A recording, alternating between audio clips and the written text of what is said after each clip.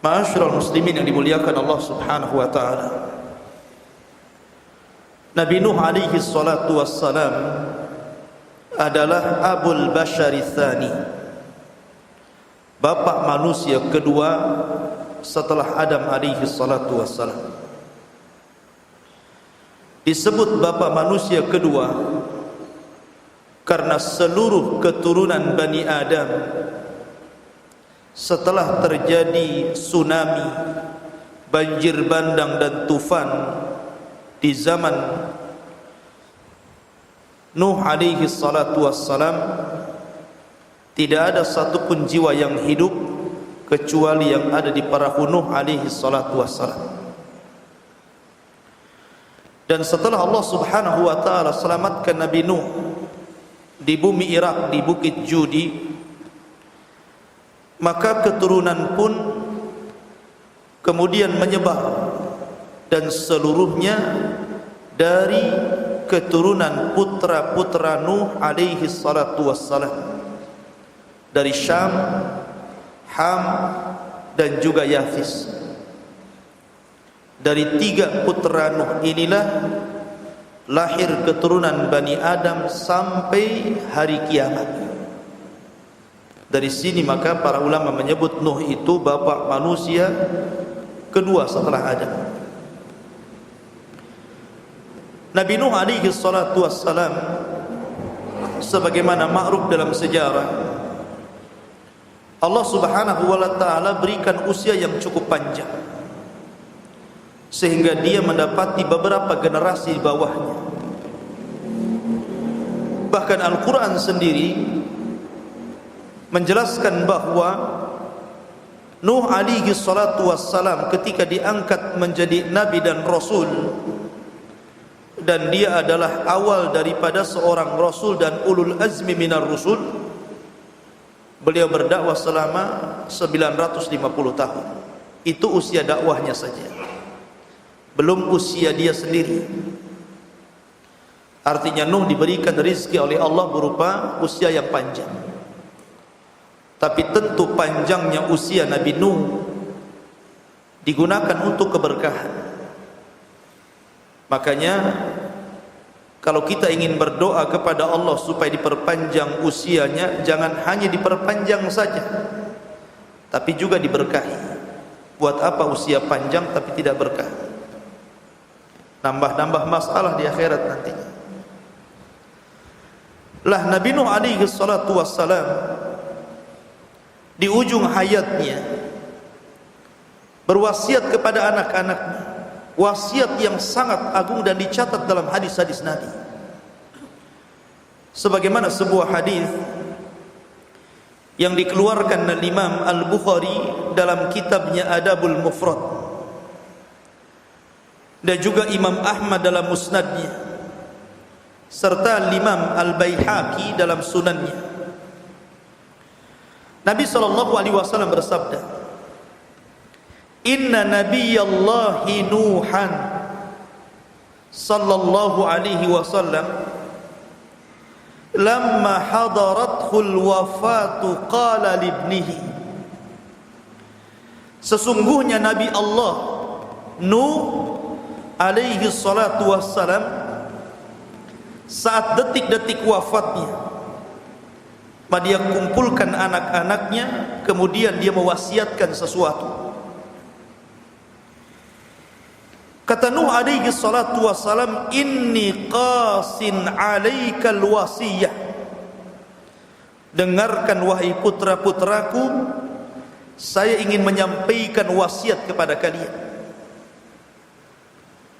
Kata Nuh alaihi salatu wassalam, amuruka bisnataini wa anhaka anisnataini. Aku larang kalian, aku perintahkan kalian dengan dua perkara, sebagaimana kularang kalian dengan dua perkara. Kata Nuh alaihi salatu wassalam, amuruka bila ilaha illallah fa inna samawati sab'a wal aradina sab'ah law wudi'at fi kifatin wa wudi'at la ilaha illallah fi kifatin rajahat bihinna la ilaha illallah. Aku perintahkan kalian, kata Nuh, agar berpegang dengan la ilaha illallah. Tidak ada sesembahan yang berhak disembah kecuali Allah. Karena sesungguhnya langit dan 7 lapisnya, bumi dan 7 lapisnya, kalau diletakkan di satu neraca timbangan, kemudian la ilaha illallah diletakkan di neraca timbangan satunya, maka la ilaha illallah itu lebih berat dibandingkan langit dan bumi. Kemudian dia mengatakan, walau anna samawati sab'ah wal aradina sab'ah kunna halqatan mubhamatan qasamathunna la ilaha illallah. Dan kalaulah seandainya langit dan bumi dan seluruh 7 lapisnya mereka berbentuk sebuah lingkaran yang sangat besar, maka la ilaha illallah akan menutupi semuanya. Ini wasiat yang pertama. Wasiat yang kedua, wa subhanallahi wa bihamdihi fa innaha salatu kulli syai'in wa biha yurzaqul khalqu.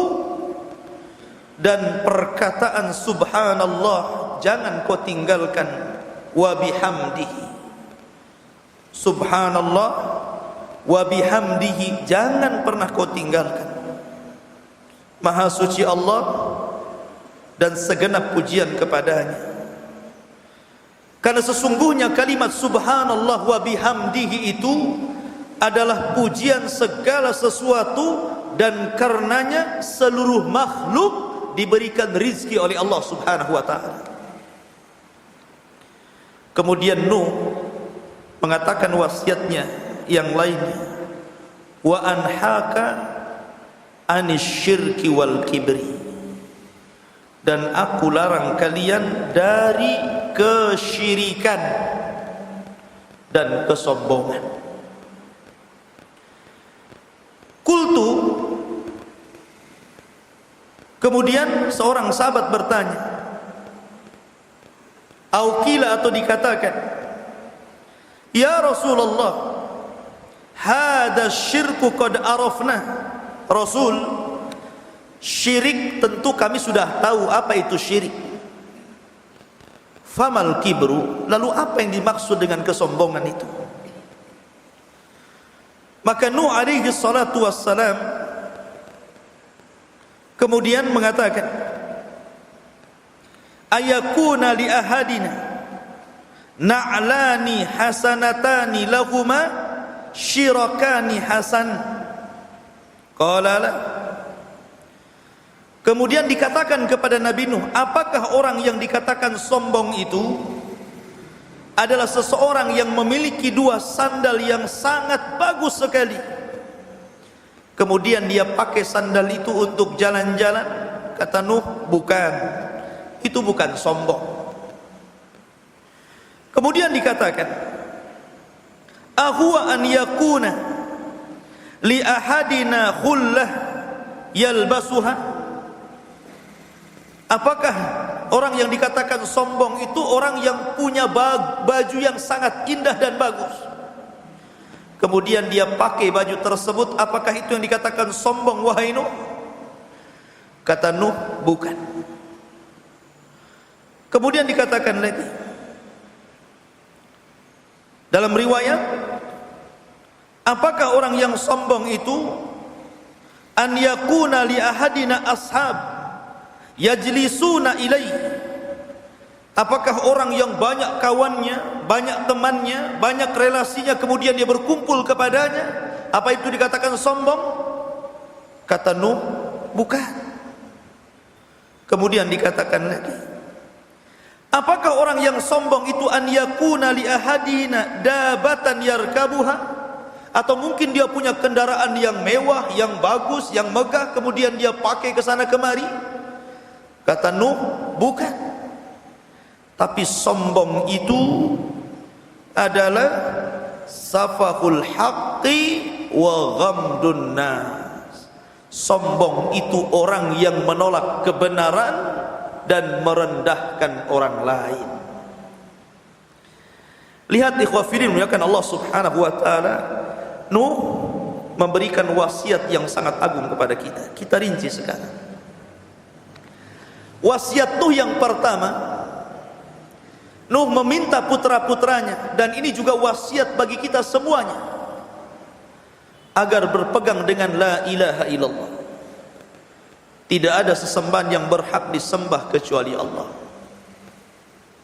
Inilah kalimatut tauhid, kalimat yang bisa menenangkan setiap muslim.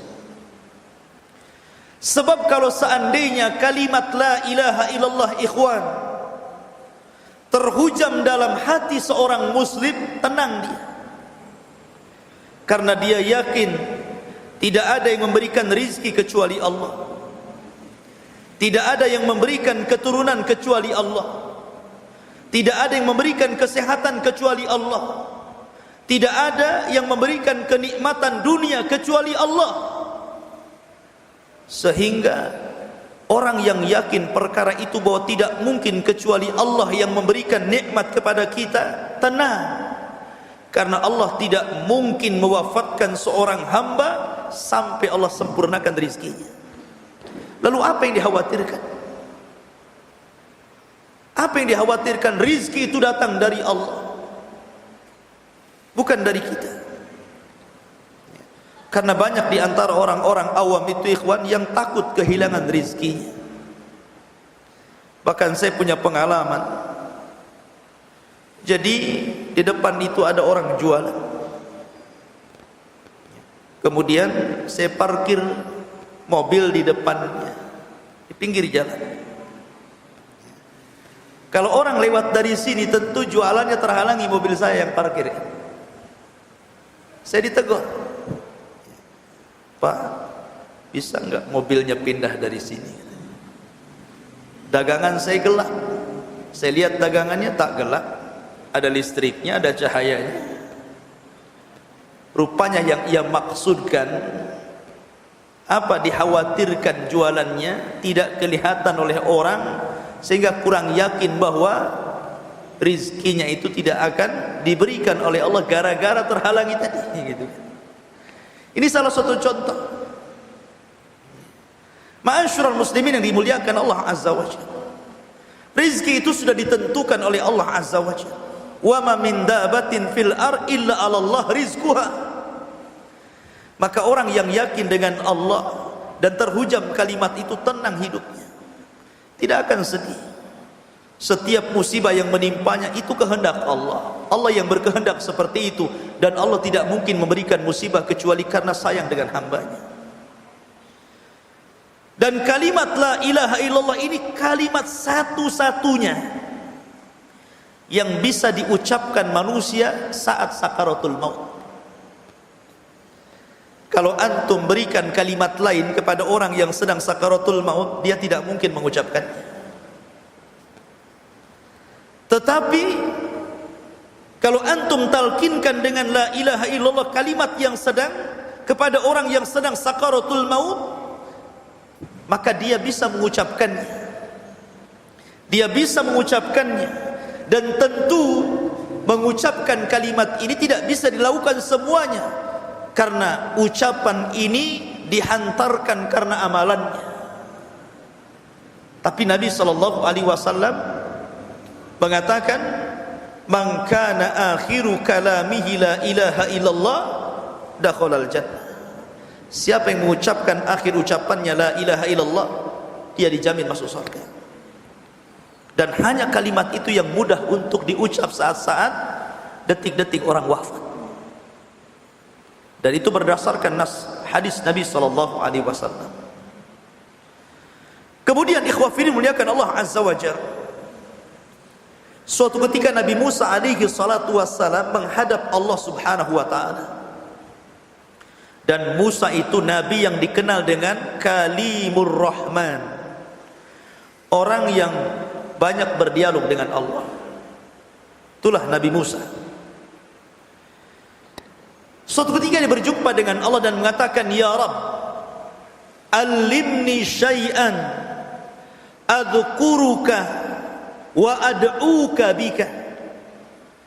Wahai Rabb, ajarkan kepadaku beberapa kalimat yang dengan kalimat-kalimat itu aku bisa berdoa kepadamu dan aku bisa senantiasa menyebut-nyebut namamu. Maka Allah subhanahu wa ta'ala mengatakan, Ya Musa, Qul la ilaha illallah. Wahai Musa, katakan la ilaha illallah.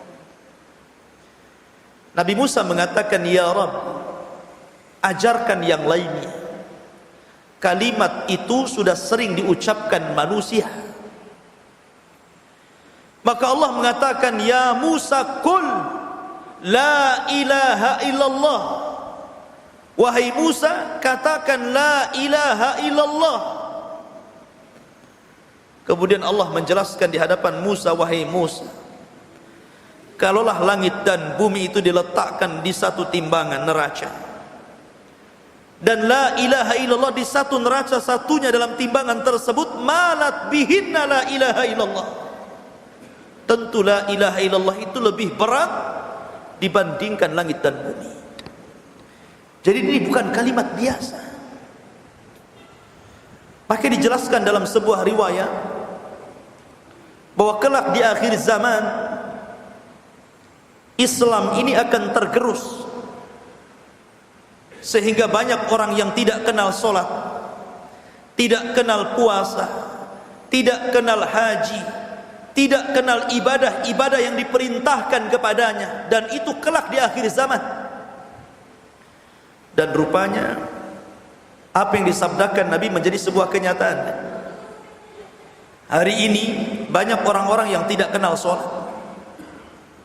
Bahkan orang yang sholat sendiri tidak tahu hukum-hukum sholat. Banyak orang yang tidak puasa. Bahkan orang yang puasa sendiri tidak tahu hukum-hukum puasa. Banyak orang yang haji, yang tidak pernah haji, bahkan yang haji pun tidak kenal hukum-hukum haji, ngikut mutawifnya saja. Dan di akhir zaman orang sudah tidak akan kenal sholat, zakat, puasa dan ibadah yang diperintahkan, sehingga mereka hanya mengenal satu, la ilaha illallah. Kalimat la ilaha illallah. Kemudian seseorang bertanya kepada Hudzaifah ibnul Yaman. Hudzaifah ibnul Yaman ini seorang sahabat yang merupakan sirrun Nabi, pemegang rahasia Nabi. Seluruh orang-orang munafik nama-namanya ada pada Hudzaifah catatannya. Tidak ada orang yang tahu kecuali Nabi dan Hudzaifah saja. Makanya disebut sirrun Nabi, pemegang rahasia Nabi. Dan dialah yang banyak meriwayatkan hadis-hadis tentang fitnah akhir zaman. Orang ini bertanya kepada Hudzaifah, Ya Hudzaifah, Raqib dan Atid salah nyata? Kata dia mengatakan, tidak ya Rabb, semua sudah benar, ini kesalahanku. Maka Allah mengatakan, alaka hasanah, kamu punya kebaikan. Maka orang ini sudah ngedon dulu, sudah mentalnya turun melihat kesalahan yang begitu banyak. Dia mengatakan, Ya Rabb, sekalipun saya punya kebaikan, apalah artinya dengan kesalahan ini? Ini baru satu, yang 98 belum dibuka tuh. Makanya dia mengatakan, apalah kebaikan yang aku miliki ya Rabb dibandingkan dengan kesalahan ini? Akhirnya Allah subhanahu wa ta'ala keluarkan kartu sakti. Tidak, kata Allah, kamu punya kebaikan yang bisa mengimbangi 99 catatan burukmu. Kemudian Allah keluarkan kartu dan bertuliskan la ilaha illallah. Artinya ketika dia meninggal dunia, dia tidak menyekutukan Allah sedikit pun. Mungkin dia berzina, mungkin dia minum khamar, mungkin dia mabuk, mungkin dia membunuh orang, mungkin dia berbuat zalim, dan seluruh perbuatan dosa dia lakukan. Tapi saat dia meninggal dunia, dia membawa la ilaha illallah dan tidak menyekutukan Allah sedikit pun. Akhirnya kemudian Allah subhanahu wa ta'ala timbang 99 itu di satu neraca, dan kartu sakti la ilaha illallah di neraca satunya tiba-tiba malat bihinna la ilaha illallah. La ilaha illallah lebih berat. Kemudian Allah masukkan dia ke dalam surga. Lihat bagaimana keutamaan la ilaha illallah. Di zaman Nabi SAW ada seorang kakek, dah tua, usianya hampir 100 tahun. Dari kecil sampai tua tidak pernah berbuat baik, jahat terus. Semua maksiat sudah dia lakukan. Tidak ada satupun maksiat yang dilakukan kaumnya kecuali dia lakukan. Artinya dia sudah kaya dengan maksiat. Dia datang kepada Rasul sallallahu alaihi wasallam, "Ya Rasulullah, apakah orang sepertiku yang sudah bergelimang dosa ini bisa bertobat?" "Ya Rasulullah, inni fa'altu dzamban 'aziman law wuzi'at ala ahli al-ardi lawasi'athu." "Rasul, aku sudah banyak melakukan dosa besar. Kalau dosaku dibagi-bagi kepada seluruh penduduk negeri ini, cukup untuk mereka dosanya." Saking banyaknya itu. Kemudian Nabi SAW mengatakan, kemudian orang ini bertanya kepada Rasul, "Ya Rasulullah, afidinika minat taubah?" Apakah dalam agamamu ada taubat seperti orang sepertiku ini? Maka Nabi SAW, "Atashhadu an la ilaha illallah wa anni Rasulullah?" Maukah kau bersaksi bahwa tidak ada sesembahan yang berhak disembah kecuali Allah, la ilaha illallah, dan aku adalah utusan Allah? Maka dia mengatakan, "Ya, asyhadu an la ilaha illallah wa asyhadu annaka Rasulullah." Maka Rasul mengatakan, "Allahu Akbar, qad ghafarallahu lak min dhunubik." Allahu Akbar, Allah telah mengampuni dosa-dosamu. Karena sesungguhnya Islam menghapuskan dosa sebelum Islam. Maka kakek ini sangat gembira sekali, karena dia merasa sudah diampuni dosa-dosanya. Lihat ma'asyiral muslimin yang dimuliakan Allah Azza wa Jalla, la ilaha illallah ini wasiat Nuh kepada kita, kepada putra-putranya, agar kita berpegang dengan kalimat la ilaha illallah. Dan kalimat ini adalah kalimat yang dengannya disyariatkan jihad, diturunkan kitab-kitab, diutus para nabi dan rasul, diciptakan langit dan bumi, itu karena la ilaha illallah. Kemudian Nuh alaihi salatu wassalam melanjutkan wasiat, "Wa subhanallah wa bihamdihi fa innaha salatu kulli syai'in wa biha yurzaqul khalqu." Dan ucapan subhanallah wa bihamdihi adalah pujian segala sesuatu, dan karenanya Allah limpahkan rizki kepada makhluk-makhluknya. Ikhwatu fiddin, Nabi SAW bersabda, "Man qala la ilaha illallah, man qala subhanallah wa bihamdihi, ghurisat lahu nakhlatun fil jannah." Barang siapa yang mengucapkan subhanallah wa bihamdihi, maka satu ucapan cukup Anda telah menanam satu pokok kurma di surga. Bahkan dalam riwayat, kalau Anda baca mi'atu marrah, 100 kali dalam sehari, Maka Rasul mengatakan Allah akan hapuskan dosa-dosamu walaupun dosa-dosamu seperti jumlah buih yang ada di lautan, kazabadil bahari. Artinya kalimat ini sangat dalam, kalimat subhanallah wa bihamdi ini. Maka jangan pernah tinggalkan kalimat subhanallah wa bihamdi. Gunakan ini untuk zikir.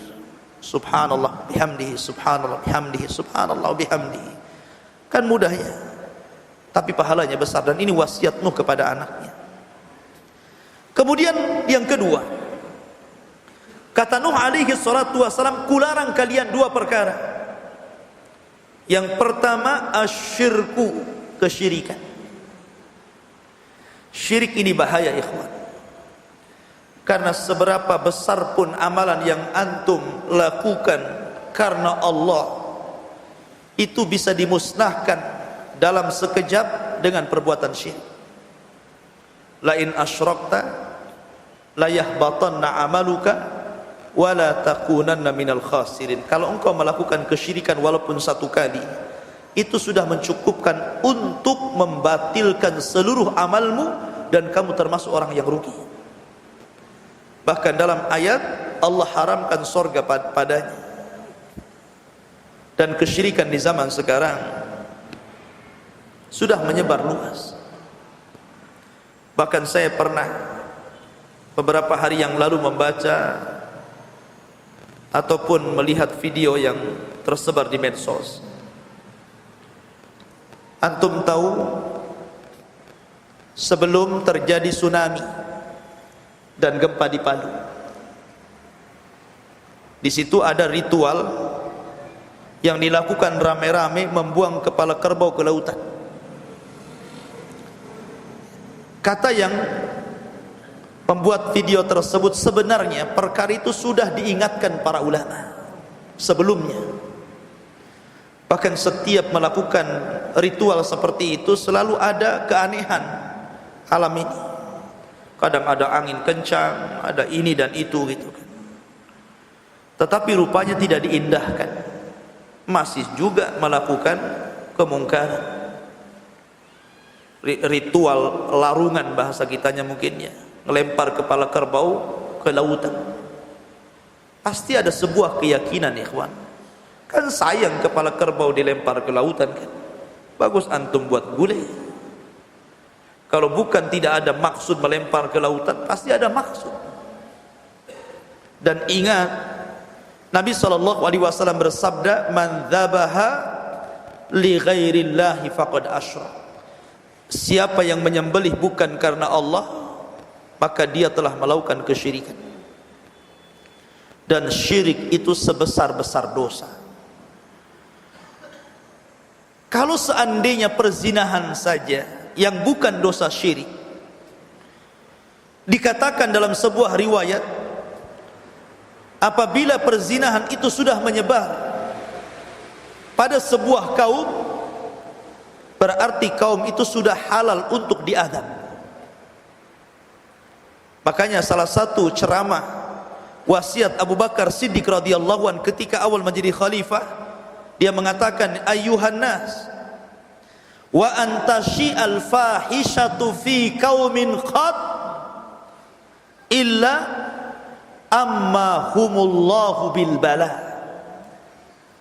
Tidaklah sebuah fahisyah perzinahan menyebar-nyebar di sebuah daerah dan tidak terbendung kecuali mereka sudah menghalalkan untuk ditimpakan bala bencana kepada mereka. Lah kalau dosa besar saja setingkat zina mengundang bala, mengundang azab Allah kepada mereka, apalagi dosa di atas itu. Dan dosa syirik itu jauh lebih besar dibandingkan dosa zina. Kalau dosa zina ini tahta masyiatillah, masih di bawah kehendak Allah. Kalau Allah mau, Allah ampuni, karena mungkin melihat amalan-amalan yang lainnya. Kalau Allah tidak berkehendak, mungkin Allah azab, kemudian Allah masukkan ke dalam surga. Tapi dosa syirik itu tidak ada kesempatan orang masuk surga kecuali bertobat. Kalau dia masuk neraka, khalidina fiha, dikekalkan di dalamnya. Ma'asyiral muslimin yang dimuliakan Allah Azza wa Jalla. Makanya hampir seluruh para nabi berwasiat kepada anak-anaknya, jangan dekat-dekat syirik. Lihat Luqmanul Hakim, seorang rajulun saleh, orang yang saleh, berwasiat kepada anaknya apa? Ya bunayya la tusyrik billahi inna syirka la zulmun azim. Wahai anak, jangan kau sekutukan Allah ya, karena kesyirikan itu kezaliman yang sangat besar. Kezaliman yang sangat besar ya kawan. Maka kesyirikan dihindari. Karena di masyarakat kita ini karena jahilnya mereka tidak paham ini syirik, ini tidak.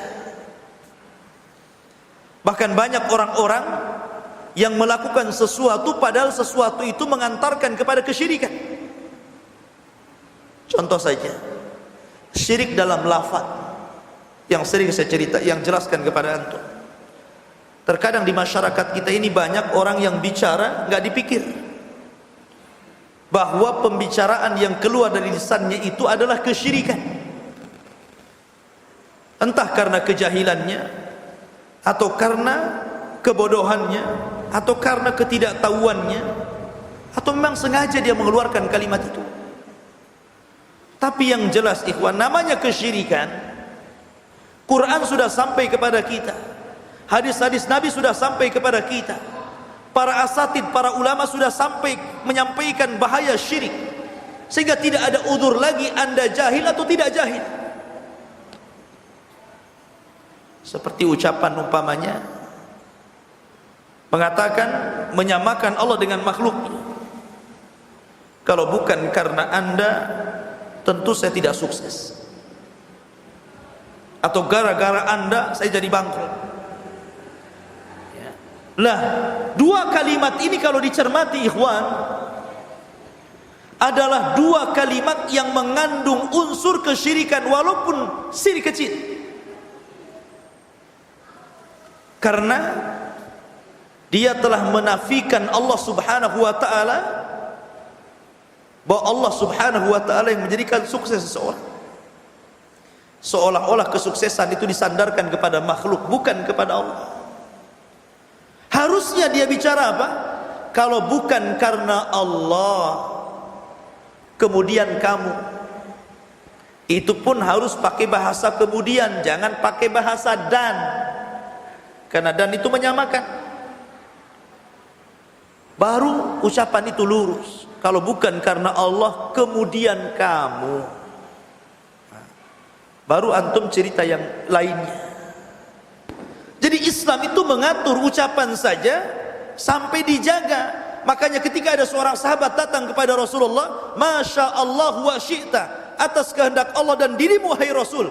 Kata Rasul, jangan kau katakan seperti itu, tapi katakanlah Masya Allah wahdah, atas kehendak Allah saja, dan jangan bawa-bawa diriku. Ini Nabi takut kalau melakukan kesyirikan. Ma'asyiral muslimin yang dimuliakan. Kemudian yang terakhir kata Nuh alaihi salatu wassalam, wal kibru, dan sombong. Jauhi kesombongan. Karena penyakit sombong ini yang menjadikan iblis terlempar dari sorga, dan Allah usir, bahkan Allah laknat iblis. Karena kesombongan iblis kan. Ketika Nabiullah Adam alaihi salatu wassalam ditiupkan ruh, disaksikan para malaikat, iblis hadir di situ. Kemudian Allah katakan kepada para malaikat, wa idh qulna lil malaikati isjudu li Adam. Kami katakan kepada para malaikat, sujud kalian kepada Adam. Fasajadu, seluruh malaikat sujud illa iblis. Apa alasannya? Aba wastakbara.